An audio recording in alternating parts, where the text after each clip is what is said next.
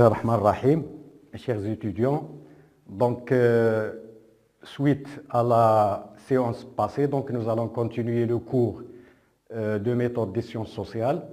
Donc c'est la deuxième séance que je vais consacrer à la suite et évidemment je vais essayer de vous expliquer en quelque sorte ce que sont les sciences sociales. Donc dans cette séance, si le temps le permet évidemment, nous allons essayer de voir ce que c'est que les sciences sociales, c'est-à-dire la définition des sciences sociales, leurs spécificités, leurs variétés, etc. Et nous allons évidemment essayer de mettre en exergue quelques différentes sciences sociales, c'est-à-dire les différentes variétés de ces sciences, etc., etc. Et dans un autre point, nous allons essayer d'étudier deux notions, deux concepts fondamentaux inhérents à la science sociale, et surtout ce qu'on appelle le fait social et l'action sociale. Bon, dans la séance qui suivra, Inch'Allah, nous allons étudier la démarche et technique de recherche en sciences sociales. Donc nous allons nous contenter aujourd'hui de ces deux points-là, les sciences sociales, spécificité et variété. Et dans un deuxième point, nous allons évidemment étudier les deux notions que j'ai évoquées, c'est-à-dire le fait social et l'action sociale. Bon, en ce qui concerne la spécificité et les types de sciences sociales. Donc qu'est-ce que les sciences sociales? Nous allons essayer de préciser la notion de sciences sociales. Donc d'abord, les sciences sociales, elles constituent une branche des sciences humaines. Donc les sciences humaines, c'est-à-dire les sciences de l'homme, c'est l'homme qui est l'objet de l'étude de ces sciences-là. Donc la spécificité de l'objet des sciences sociales soulève des difficultés majeures puisque l'objet qui est ici l'homme ne s'étudie pas exactement de la même manière qu'un objet physique, comme par exemple une plante, un animal, etc., etc. Donc il y a une différence. Lorsqu'on étudie un objet physique, ou bien une plante, ou bien un animal, comme c'est le cas par exemple dans les sciences naturelles, en physique, en chimie, ou en chimie, donc ce n'est pas la même chose. Et si l'objet c'est l'homme, c'est difficile, ce n'est pas la même chose comme les autres matières. Donc les sciences sociales se distinguent des disciplines qui étudient les aspects physiques de l'homme. Par exemple, la médecine. La médecine étudie les aspects physiques de l'homme, mais ce n'est pas la même chose. Et aussi, nous pouvons évoquer le cas de la psychologie qui étudie aussi l'homme en tant qu'individu, comme une entité isolée, comme une entité autonome. Donc, pour faire la différence entre les sciences sociales et les autres sciences, donc les sciences sociales étudient ce qu'on appelle les phénomènes sociaux. Donc, leur objet, c'est l'étude des phénomènes sociaux ou les faits sociaux. Donc, il faut se rappeler toujours que les sciences sociales ont pour objet, c'est-à-dire essentiel, l'étude de phénomènes sociaux ou de faits sociaux. Ainsi, les sciences sociales ne sont pas des sciences exactes. Donc, à partir de là, en faisant cette distinction, nous pouvons dire que les sciences sociales ne sont pas des sciences exactes comme la physique, la chimie ou même les sciences naturelles.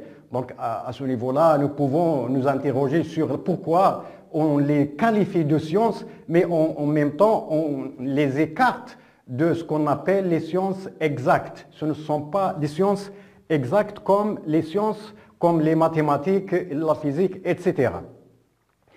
Cette notion d'exactitude, évidemment, c'est à cause de cette notion qui fait défaut chez les sciences sociales que nous pouvons dire que ce ne sont pas des sciences exactes.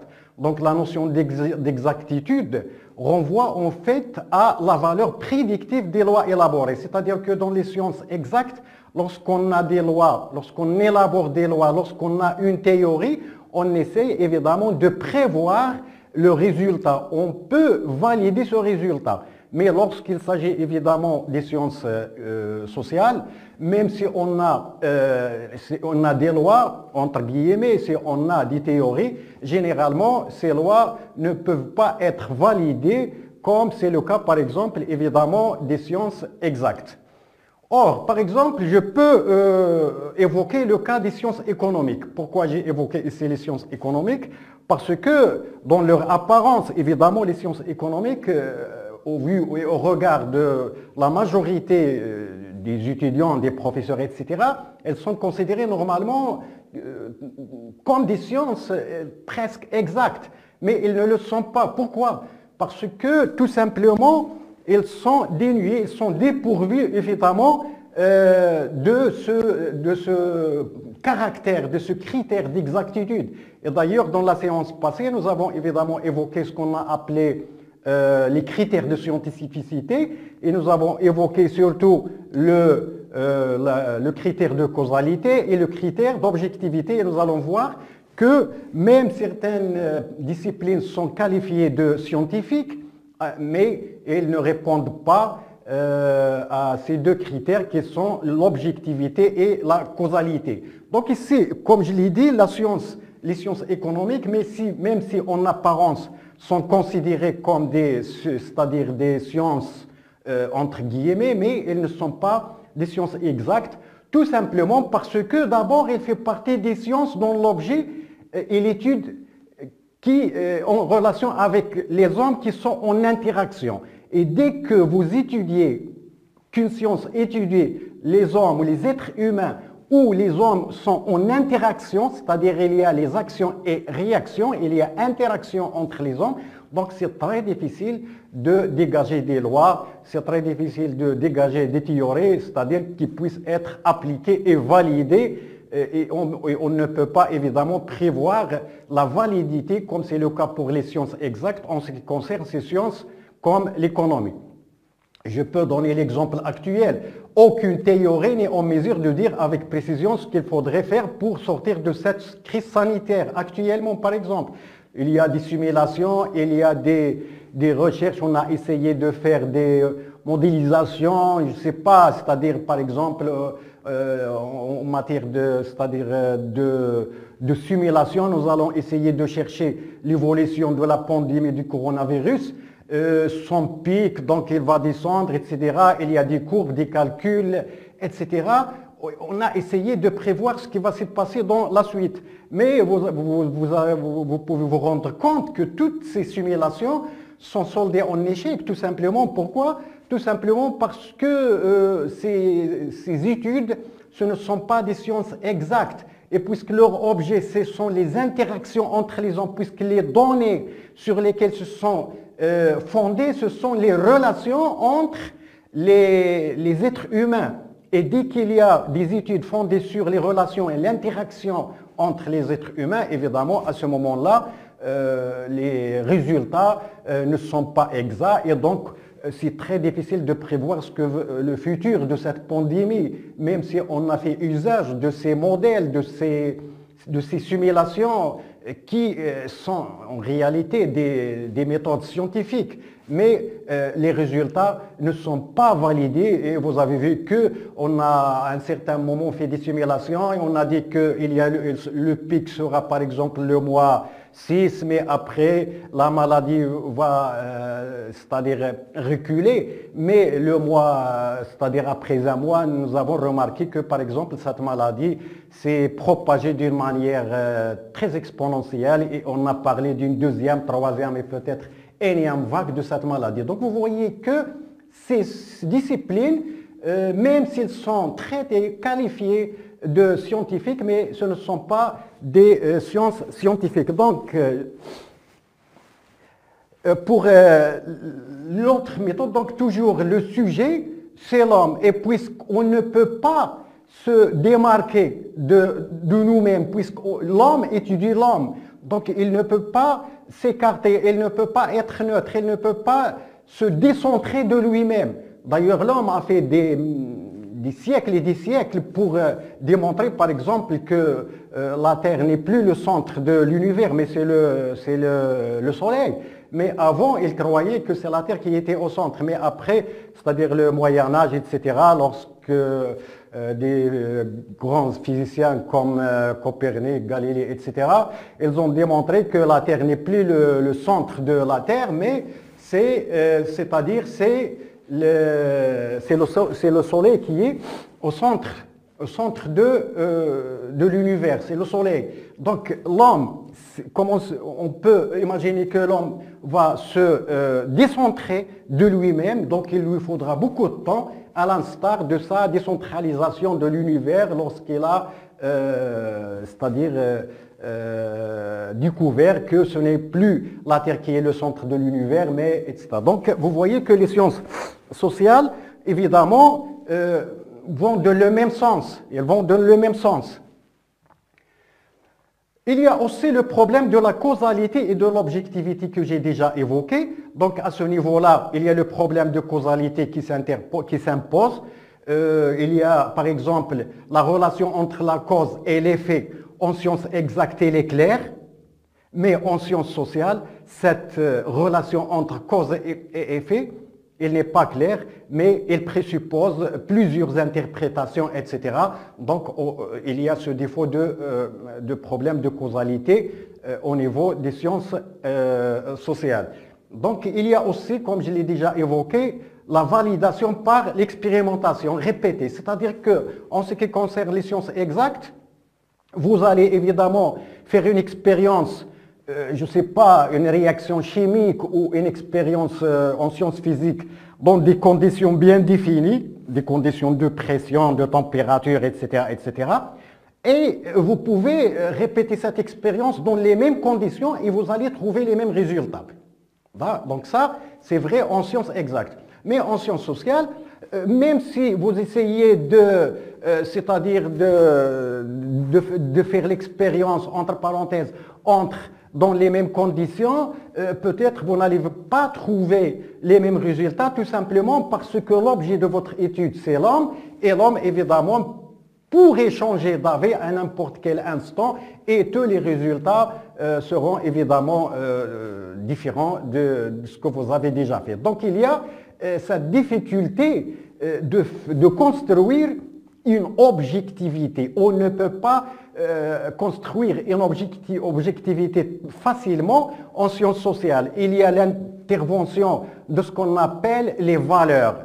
Vous avez des valeurs, vous avez du jugement de valeur, donc il y a cette implication de votre personnalité dans l'objet d'étude qui est oscillant. Donc il y a cette interaction qui ne vous permet pas évidemment c'est-à-dire de dégager une certaine objectivité, comme c'est le cas dans les sciences exactes.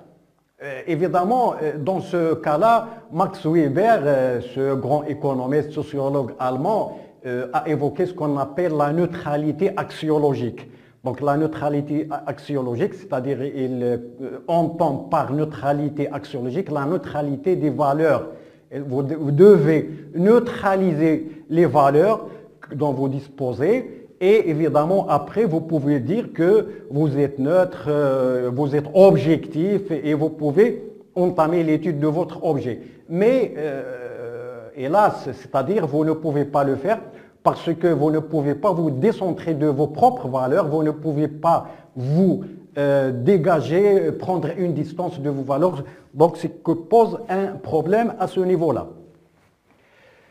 Bon, après avoir en quelque sorte fait un tour sur la notion de sciences sociales et évidemment les difficultés que pose l'exactitude des sciences sociales, nous allons maintenant essayer de faire un historique en quelque sorte et essayer d'étudier la genèse des sciences sociales. Évidemment, lorsqu'on étudie les sciences sociales, généralement, comme vous allez voir que les précurseurs, c'est-à-dire les pères de la sociologie, sont Durkheim, Max Weber, etc., etc. Mais généralement, on essaye d'oublier, on essaye de ne pas tenir compte du grand sociologue musulman arabe qui est Ibn Khaldoun. Donc les professeurs, les chercheurs, les philosophes, etc., généralement, soit ils essayent de méconnaître, je ne sais pas, c'est tout simplement est-ce qu'il s'agit d'un penseur qui se trouve dans l'autre rive de la Méditerranée, ou je ne sais pas pourquoi, mais l'essentiel, c'est que Ibn Khaldoun est considéré comme l'un des fondateurs de la sociologie, même si le terme sociologie ne figure pas dans sa muqaddima. C'est-à-dire que même si dans son célèbre ouvrage, le Muqaddima, mais c'est un ouvrage de sociologie, proprement dit. D'ailleurs, je vous ai donné un exemple dans le polycopier que je vais proposer. Il y a un certain chercheur, un certain professeur en Autriche qui s'appelle Lodwig Gramplovich. Donc ce professeur en sciences politiques a écrit un ouvrage et il a un petit peu évoqué et il s'est interrogé pourquoi on oublie Ibn Khaldoun qui est normalement le père de la sociologie. Donc en ce qui concerne nous, donc lorsqu'on va parler de la sociologie, des sciences sociales d'une manière générale, ou bien des sciences sociales et de la sociologie, des sciences humaines d'une manière générale. Donc il faut toujours tenir compte des débuts de cette science et il faut évoquer évidemment Ibn Khaldoun et le considérer comme le précurseur de la sociologie. D'ailleurs, il y a des citations que j'ai évoquées à ce niveau-là. Évidemment, vous pouvez ils sont extraits de son ouvrage et vous pouvez évidemment... donc les pères de la sociologie moderne, donc à ce niveau-là, si nous avons évoqué Ibn Khaldoun, donc sans méconnaître évidemment ces étapes d'avant, mais les années allant de 1830 à 1900, donc nous pouvons considérer que cette phase-là est une phase très importante pour, c'est-à-dire l'émergence de cette science. Je peux vous donner quelques exemples en ce qui concerne certains sociologues, si vous voulez. Il y a par exemple Alexis de Tocqueville, qui est un juriste, qui est un sociologue, penseur, politique et philosophe. Nous pouvons aussi évoquer l'exemple de Karl Marx, qui est un philosophe, un historien, sociologue, etc., etc. Il y a aussi Max Weber. Pour Karl Marx, Max Weber, etc., ce sont des Allemands. Et nous pouvons aussi, il ne faut pas oublier que Émile Durkheim est le vrai père de la sociologie et qui est d'origine française. Nous pouvons aussi évoquer et citer l'exemple de Georges Simmel, qui est aussi un Allemand, c'est un philosophe et sociologue. Donc ces penseurs sont en réalité les pères de la sociologie au sens moderne. Donc pour Émile Durkheim que j'ai évoqué, c'est le vrai père de la sociologie. Donc il dit que pour un petit peu avoir une idée sur la sociologie, il faut évidemment retracer sommairement c'est-à-dire l'évolution de cette matière. Donc le mot de sociologie, il a été créé pour la première fois par Auguste Comte. Donc c'est un mot qui est construit à base de deux parties, c'est-à-dire socios, ça veut dire société, et grec, logos. Donc évidemment, pour retracer cela, il y a des traités, et nous pouvons donner des exemples d'ouvrages qui ont évoqué la sociologie d'une manière générale. Nous avons les traités d'origine grecque, la République de Platon, et la politique d'Aristote, les traités du Moyen-Âge, la République, ou bien du Moyen-Âge, c'est-à-dire Ibn Khaldoun, comme j'ai déjà évoqué, et le début de la Renaissance. Je peux évoquer par exemple les politistes qui sont les philosophes Thomas Hobbes et Jean-Jacques Rousseau. Donc à un certain moment, la sociologie n'est plus cette sociologie qui essaye de dire ce qu'il y avait et ce qui est, c'est-à-dire de décrire ce qu'il y a, mais elle essaye toujours de dire ce qu'il doit être fait dans le futur. Bon, Émile Durkheim est un précurseur, comme je l'ai dit, de la sociologie. C'est lui qui a fondé la véritable science des faits sociaux. Donc, c'est selon lui traiter des faits sociaux comme des choses. Pour lui, la sociologie, c'est l'ensemble de faits sociaux. Donc, il faut traiter ces faits sociaux comme des choses. C'est-à-dire qu'il s'inspire des autres sciences exactes comme la physique, il a des objets et des choses qu'il faut traiter. Donc la sociologie, c'est la même chose. Donc il faut traiter comme des choses. C'est pour cela que nous le considérons comme le père de la sociologie. Bon, en ce qui concerne Max Weber, évidemment, il a aussi un grand apport en ce qui concerne la sociologie. Son apport est incontestable, on ne peut pas le contester. Et il ne reconnaît pas ses grandes avancées sur le plan de la méthode. Il a parlé de la neutralité axiologique. Il a évoqué aussi ce qu'on appelle l'approche compréhensive, c'est-à-dire comprendre ce que sont les actions sociales. Mais surtout, il a évoqué, si Durkheim a évoqué les faits sociaux, en ce qui concerne Max Weber, il a évoqué ce qu'on appelle les actions sociales. Donc, il y aura un débat entre les deux penseurs, entre les deux sociologues, entre les deux philosophes, en ce qui concerne ce que sont les actions sociales versus les faits sociaux. Mais on va voir qu'on a essayé c'est-à-dire de trouver un terrain d'entente entre les deux notions après, et surtout, c'est surtout Émile Durkheim qui va essayer de trouver c'est-à-dire de concilier entre ces deux notions. Donc, pour Max Weber, son apport réside dans le fait d'évoquer ce qu'on appelle les actions sociales. Bon, les différentes sciences sociales, je peux parler de plusieurs sciences sociales, donc il y a des branches à l'intérieur de celles-là, mais il faut aussi essayer de faire la différence entre les sciences sociales, même s'ils sont nuancés, c'est-à-dire ils sont de point de vue sens très très proches. Nous pouvons dire par exemple, quelle différence y a-t-il entre les sciences sociales, les sciences humaines, les sciences de l'homme et la sociologie. Donc vous voyez que ce sont des notions qui sont nuancées, qui sont très très proches les unes des autres, mais il faut faire la différence entre les deux, entre l'ensemble d'eux. Bon, en ce qui concerne les sciences sociales et la sociologie, ils sont inclus, ils font partie des sciences humaines.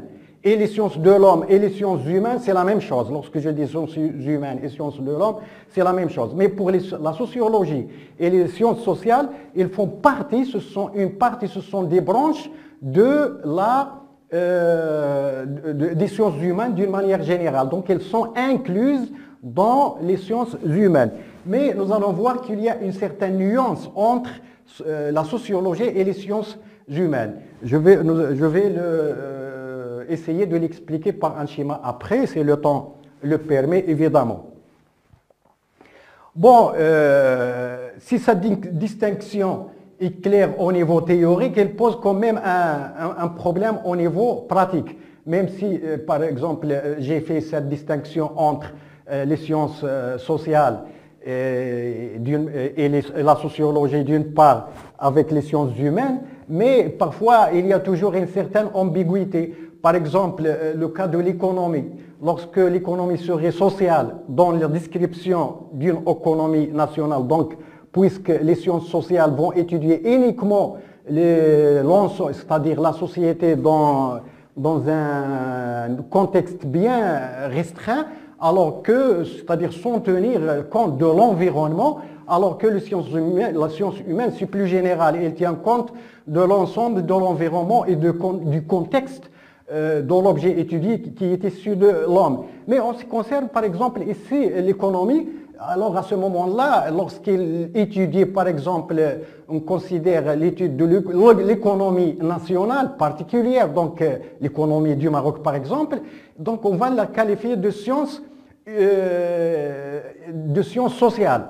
Mais lorsque on étudie les théories économiques d'une manière générale, à ce moment-là, c'est-à-dire sans tenir compte du contexte marocain ou national, à ce moment-là, on est en présence de ce qu'on appelle les sciences humaines. Donc, par exemple, la théorie marxiste, la théorie néoclassique, elle est universelle en quelque sorte. Donc, à ce moment-là, on est dans le champ des sciences humaines. Donc, vous voyez qu'il y a toujours une certaine nuance entre les différentes notions. Donc, il faut faire attention, il faut toujours essayer de faire la différence. Donc, ici, pour faire la distinction entre sciences sociales et sociologie, donc ici, si je considère l'environnement, ici, le cercle ou bien l'ellipse, cette forme qui est ovale, c'est l'environnement où il y a l'être humain, H, j'ai désigné par H l'homme, et les organismes O, ce sont des organismes, les autres vivants. Donc à ce moment-là, entre les hommes, entre les êtres humains, comme vous le voyez ici, il y a une relation, il y a interaction. Donc ici, que j'ai symbolisé par un petit s. Un petit s. Et le phénomène social, je vais le symboliser par un grand S. Par un grand S. Donc ici, dans notre environnement, il existe un ensemble d'organismes et nous appartenons, nous les hommes, à cet ensemble-là. Donc, parmi ces organismes, nous avons donc, le côté social d'une manière générale. Il est constitué de l'environnement E, plus les êtres humains, plus l'interaction entre les différents êtres humains, avec le petit S que j'ai posé ici. Donc, ici, S, le grand S, c'est l'objet des sciences humaines, puisqu'il tient compte en même temps de l'environnement dans lequel vivent les êtres humains et les interactions entre les êtres humains. Mais en ce qui concerne les sciences sociales, donc ça c'est la sociologie, c'est-à-dire à l'intérieur, nous pouvons évoquer la sociologie puisqu'il tient un petit peu du contexte de l'être humain. Mais à l'intérieur, il y a uniquement des relations entre les êtres humains lorsqu'on n'étudie que ces interactions entre les êtres humains. À ce moment-là, il s'agit uniquement de sciences sociales. Donc, pour présenter les différentes sciences sociales, pour vous faciliter la tâche en quelque sorte, nous allons contenter seulement de deux classifications que j'ai estimées importantes. Il y a d'abord celle qui donne la priorité à des propriétés supra-individuelles, c'est-à-dire qui dépassent l'être humain, et celle qui, c'est-à-dire se focalise sur des propriétés humaines. Donc ça, c'est la première classification. La deuxième, c'est celle de Maurice Duverger, et c'est un politiste d'origine française, donc que vous pouvez évidemment essayer de mieux connaître en essayant d'aller le chercher dans des ouvrages et l'étudier. Donc le premier tableau, il est consacré à la première classification. Donc vous voyez ici, il y a plusieurs auteurs. Donc pourquoi ce sont des sciences sociales supra-individuelles?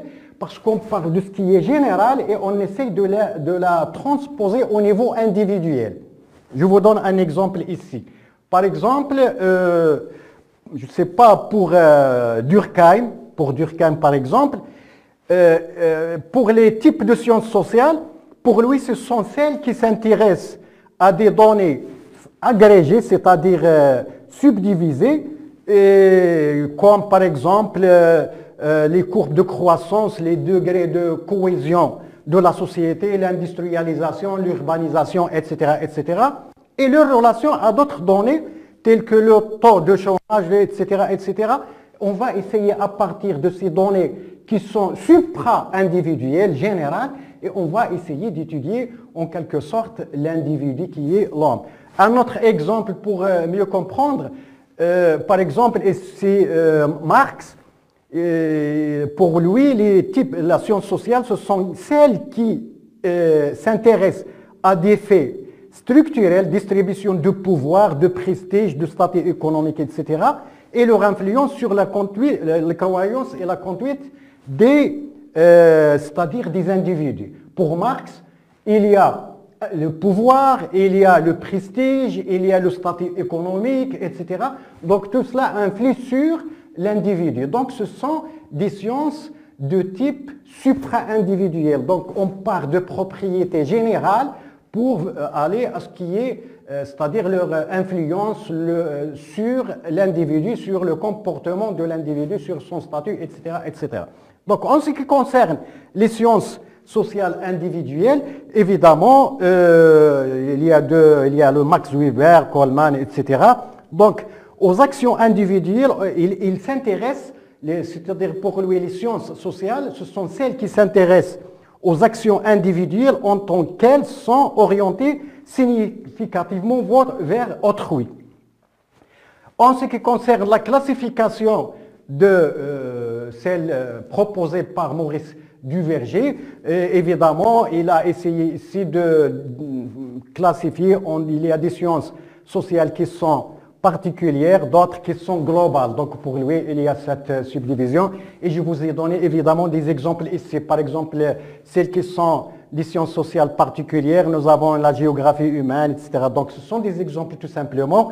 Et ici, il y a des sciences sociales globales, l'histoire par exemple, l'anthropologie, etc., etc. Donc vous voyez qu'il y a différentes classifications avancées par différents penseurs, etc.